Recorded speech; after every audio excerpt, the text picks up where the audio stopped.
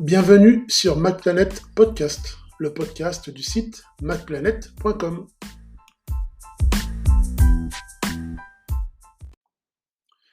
Alors voilà, on se pose souvent la question, pourquoi installer macOS Ventura sur un Mac non compatible? La première réponse, elle est simple, c'est parce que dans la liste des matériels supportés, le vôtre n'est pas supporté. Autrement dit, pour installer macOS Ventura, il vous faut avoir un Mac compatible, c'est-à-dire qui répond à des normes au niveau de la configuration, pour pouvoir profiter de toutes les nouveautés. Si votre Mac est trop ancien, 2015, 2014, etc., vous ne pourrez pas installer macOS Ventura de manière transparente via une migration ou via une installation propre. Ce ne sera pas possible, sauf, comme on va le voir, en bidouillant un peu. Voilà, on va dire. Euh, Autre chose. Donc, il y avait, voilà. Les raisons qui peuvent pousser à installer macOS Ventura sur un ancien Mac, parce qu'en fait, macOS Ventura supporte tous les Macs à partir de 2017 et versions supérieures. Donc le 2017, 2018, 2019, etc. Mais les raisons qui peuvent pousser à installer macOS Ventura sur un Mac non compatible, elles sont nombreuses et variées. La première, c'est parce que vous voulez peut-être profiter des innovations, des quelques innovations présentes dans le nouvel OS d'Apple. Donc, il y en a plusieurs qui sont plus ou moins intéressantes. Hein. Il y a, donc, dans Apple Mail, il y a la recherche améliorée, il y a annuler ou programmer un envoi d'email. Donc, on peut envoyer un email et l'annuler dans la foulée. Donc voilà, dans les quelques secondes qui suivent. Dans Message, on peut corriger un message, ou bien annuler son envoi, ou bien marquer le message comme non lu pour le destinataire. Dans l'application photo, on peut partager sa photothèque avec d'autres personnes. Ça, c'est vraiment intéressant parce que, bon, généralement, on a les photos prises par soi, mais pas par nos amis au même moment. Donc on peut en fait mettre en commun toutes ces photos dans une photothèque partagée et en profiter de part et d'autre. Il y a aussi Stage Manager, donc on a posté un article dessus sur MacPlanet. Donc Stage Manager, c'est un gestionnaire d'applications et de fenêtres. Ça permet la bascule d'une fenêtre à l'autre, d'une application à une autre, de plusieurs fenêtres d'une même application ouverte. Donc voilà, ça facilite la bascule. C'est un gestionnaire de tâches avancé, graphique, on va dire. Un peu comme Windows 11, c'est vrai aussi. Il y a aussi FaceTime qui est intéressant dans macOS Ventura, donc pour basculer un appel FaceTime. Vous pouvez basculer un appel FaceTime du Mac à l'iPhone, de l'iPhone à l'iPad, de l'iPad au Mac. Enfin, voilà, vous pouvez reprendre la communication d'un appareil à l'autre en toute transparence. Vous pouvez installer votre webcam au-dessus de votre MacBook ou de votre iMac. Et en fait, l'iPhone devient en fait une webcam donc avec un potentiel beaucoup plus élevé qu'une webcam traditionnelle. Voilà, donc, et avec le cadrage centré, donc, c'est-à-dire qu'elle vous suit lorsque vous vous déplacez.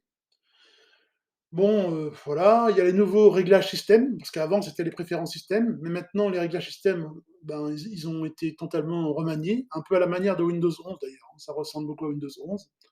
Enfin, il y a toute une flopée de nouveautés qui peuvent inciter à passer à macOS Ventura 13. Voilà, il y a celle-ci. Donc, c'est intéressant pour ceux qui ont des ordinateurs donc, de marque Apple, donc trop anciens, donc on a dit qu'ils veulent profiter des nouveautés. C'est aussi intéressant pour ceux qui ont des Hackintosh, c'est-à-dire des PC sur lesquels ils ont installé un macOS et qui veulent aussi profiter voilà, de l'environnement Apple macOS sur un PC. Bon, ben voilà, bon, ben, c'est intéressant. Voilà. À ce stade, il y a beaucoup de choses qui sont vraiment intéressantes. Moi, je me suis toujours posé la question, est-ce que le mieux n'est pas l'ennemi du bien? C'est-à-dire, il faut vous poser cette question, hein. Est-ce que le mieux est l'ennemi du bien?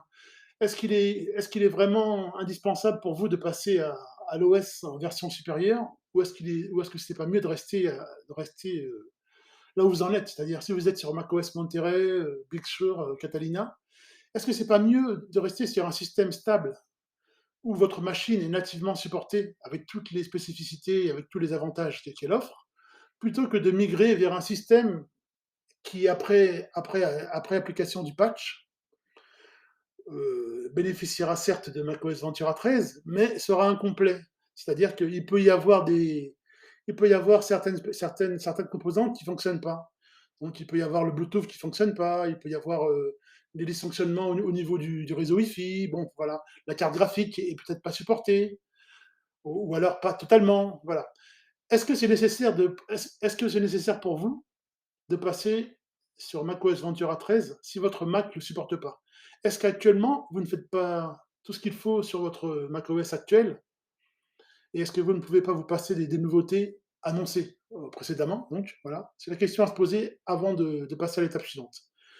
Si vous avez décidé, ben, que vous vouliez absolument y passer, ben, vous pouvez y passer soit parce qu'on va voir dans ce dossier, soit en installant un patch, Open Legacy, Open Legacy Core Patcher, soit en virtualisant. Vous pouvez aussi virtualiser macOS Ventura avec une application de virtualisation du type UTM, du type Parallel Desktop. Ça vous donnera une idée en fait de l'OS plutôt que d'installer directement sur votre disque interne. Enfin, il y a plein de façons d'évaluer un OS avant de l'installer définitivement, à vos propres risques et périls, bien sûr. Voilà, ça c'est ce qu'il faut savoir dans un premier temps. Donc, vous avez décidé donc d'installer macOS Ventura sur votre Mac, qui n'est pas nativement supporté. Alors, il faut dire qu'actuellement, il y a un logiciel qui permet de le faire, mais il n'est pas officiellement supporté pour l'instant, puisque macOS Ventura sortira en automne 2022, et que là, j'ai fait le test à partir de la version bêta, à partir de la bêta 3 publique. Mais bon, ça fonctionnera aussi avec la version finale, mais ce sera mis à jour sur le site, je suppose, d'OpenCore Legacy Patcher. Donc, c'est le logiciel qui permet de créer le patch, donc voilà, et d'installer et de détourner en fait l'installation sur votre vieux Mac. Donc il faut d'abord télécharger, donc on va expliquer un petit peu en 2 mots la méthode. Il faut d'abord télécharger OpenCore Legacy Patcher depuis le site officiel. Ensuite, la méthode, qu'est-ce qu'il faut faire? Ben, il faut créer une clé USB de macOS Ventura. Donc, soit en téléchargeant macOS Ventura sur l'App Store, sur le Mac App Store lorsqu'il sera disponible, soit en le téléchargeant depuis les liens fournis dans notre article. Donc, il y a des liens fournis. Donc, pour créer la clé USB bootable, la clé USB de démarrage, on peut la créer depuis le terminal du Mac ou depuis le logiciel OpenCore Legacy Patcher qui dispose d'une option pour créer un support. En fait, il fait tout, hein, OpenCore Legacy Patcher. Vous pouvez télécharger directement macOS Ventura depuis OpenCore Legacy Patcher et créer dans la foulée la clé USB de base. Parce que vous n'aurez pas accès à macOS Ventura depuis le Mac App Store si votre Mac n'est pas supporté. Si votre Mac n'est pas compatible avec cet OS, vous ne pourrez pas le télécharger de manière officielle. Donc, il faut passer par d'autres méthodes alternatives. Donc pour résumer, on télécharge macOS Ventura soit depuis OpenCore Legacy Patch, soit depuis le terminal du Mac. Voilà, enfin, il y a plusieurs façons. Et on crée une clé USB. Alors, il est inutile de préciser, mais enfin, il faut prendre une clé USB rapide, hein, une clé USB 3, 3.1, 3.2, une clé USB assez rapide, parce que bon, le but c'est d'installer ça assez rapidement et voilà quoi, enfin, alléger un peu la tâche. Donc la méthode, ce sera de créer la clé USB, ensuite de sélectionner un profil et de patcher la clé USB. Puis il faudra démarrer depuis la clé USB sur votre Mac Intel. Oui, parce qu'en fait, je n'ai pas précisé, hein, mais installer macOS Ventura sur un Mac non compatible, ça s'adresse uniquement au Mac Intel, parce que les Apple Silicon, ils sont suffisamment récents, les Mac Apple Silicon, donc les M1, les M1, les M1 Pro, les M1 Max, les M2, ils sont suffisamment récents pour supporter tous les OS récents. C'est-à-dire que le plus vieux Apple Mac Silicon, il est nativement fourni avec macOS Big Sur. Il est sorti en 2020, en 2019 ou en 2020, je ne sais plus. 2020, je crois. Voilà, 2020, je crois. Bon, enfin, peu importe. Donc ça, c'est un tutoriel qui s'adresse uniquement au Mac Intel, forcément, puisque ce sont eux qui ont besoin, qui sont plus anciens et qui ont besoin de pouvoir installer ce nouvel OS. Donc j'avais dit pour résumer, on crée la clé USB bootable, on patch la clé avec une configuration qui ressemble à la sienne, on démarre depuis cette clé avec le gestionnaire de démarrage. Une fois qu'on a démarré, on installe macOS Ventura sur le Mac. Une fois qu'on a installé le macOS Ventura, on redémarre le Mac pour installer le boot sur le disque interne du Mac et non plus sur la clé USB. C'est-à-dire qu'on pourra démarrer directement depuis le Mac sans clé USB. Et ensuite, il faudra procéder à ce qu'on appelle la post-installation, c'est-à-dire ajouter éventuellement des composants qui ne sont pas supportés. Donc, les patcher, c'est-à-dire ça, il peut y avoir un problème d'audio, il peut y avoir un problème de, il peut y avoir des drivers pour la carte vidéo, il peut y avoir des choses à patcher. Bon, ben, les composants à patcher, on les patch. Et puis, c'est globalement ça la procédure. Voilà. Alors, comment créer le patch? Donc là, vous avez créé la clé USB de démarrage, la clé USB bootable de macOS Ventura. Vous avez inséré la clé dans votre MacBook, dans votre iMac. Elle est là, présente. Il faut lancer OpenCore Legacy Patcher. Et ensuite, il faut aller dans le menu des réglages, des settings. Et une fois dans le menu des settings, vous avez une liste de modèles de Mac, de MacBook Air, d'iMac, de Mac Mini. Il faut choisir dans la liste le Mac qui s'approche le plus du vôtre. Si vous avez un MacBook Air, je dis n'importe quoi, un MacBook Air de 2014, bon ben, il faut vous référer à la liste de compatibilité des MacBook Air supportés par macOS Ventura. Si vous voyez, par exemple, ben, on vous dit que pour installer Ventura sur un MacBook Air, il faut un MacBook Air, par exemple, de 2018. Ben, vous choisissez dans la liste des settings, des réglages, un MacBook Air récent. Voilà. Bon, là, moi, je l'ai fait avec un iMac 27. Donc voilà, c'est un iMac de 2015. J'ai choisi un iMac de 2019. Donc voilà. Donc ça, c'est un exemple. Donc dans les settings, je choisis l'iMac 19,1. Donc dans les settings, les options cochées, donc c'est le Show Boot Picker, c'est coché d'emblée, ça on le laisse. Ensuite, il faut cocher la première option. Ce que je suis en train de décrire est bien détaillé dans le tutoriel. En fait. Il suffira de lire le tutoriel, étape par étape, c'est détaillé. Il faut aller dans Allow Native Model, donc autoriser les modèles natifs, c'est-à-dire autoriser les modèles qui sont parés pour macOS Ventura, qui est prêt à supporter. Ensuite, il faut aller dans les SMBIOS settings, dans les réglages SMBIOS, et c'est là que ça devient intéressant. Il faut choisir les paramètres avancés, donc le spoof level avancé. Ensuite, il faut choisir le modèle de Mac qui s'approche du vôtre. Ben, nous, on avait choisi l'iMac 19,1. Il faut générer un numéro de série. Donc voilà. Donc on appuie sur le bouton Generate SN. Et ensuite, on retourne en arrière sur la page des réglages principales.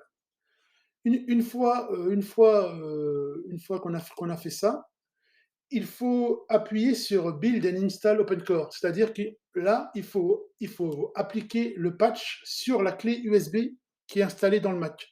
Donc ce patch va se greffer sur votre clé USB bootable de Mac OS 13.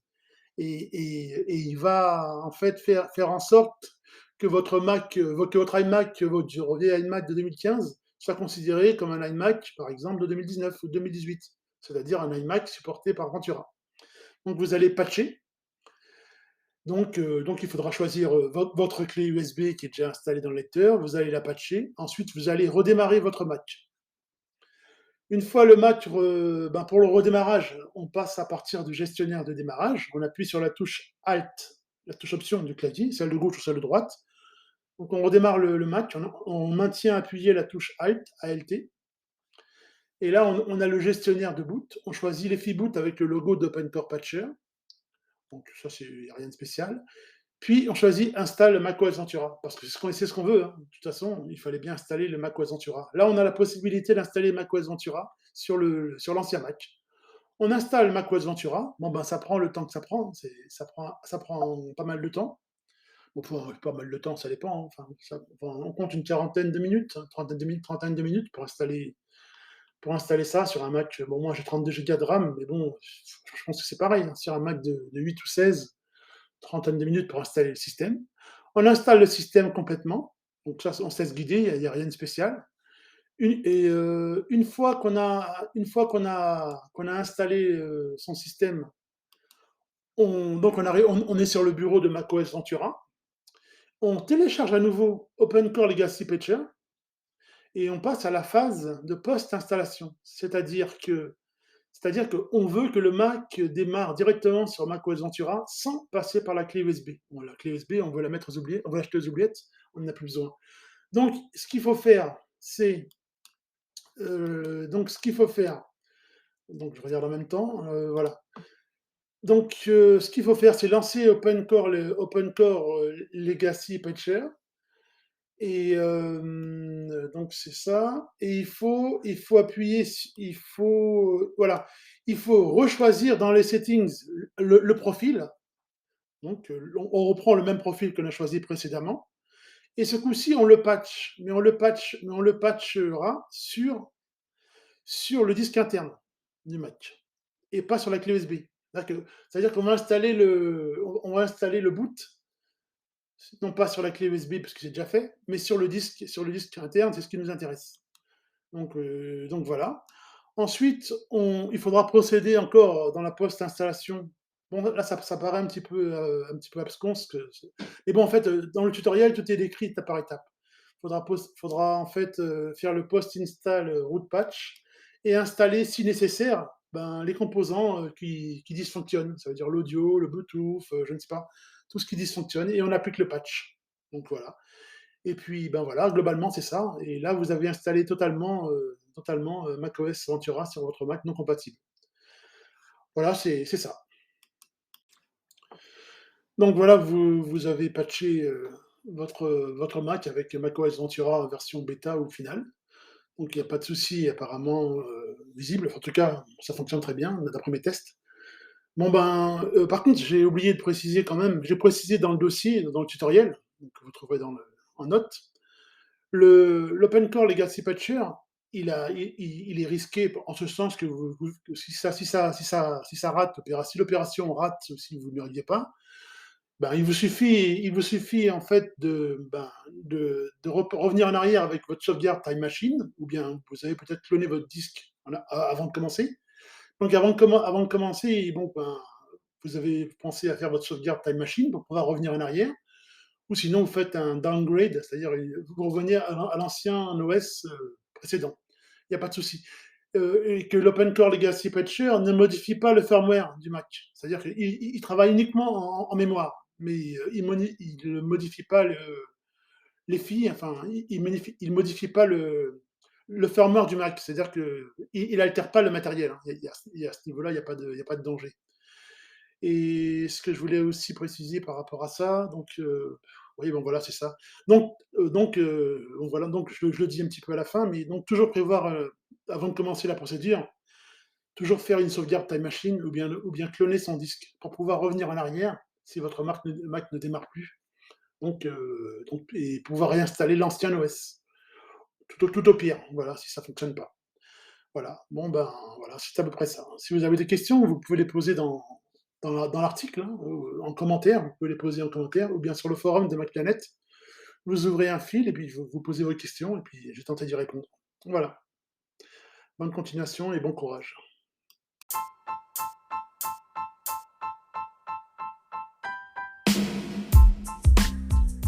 Merci à vous d'avoir suivi le MacPlanet Podcast.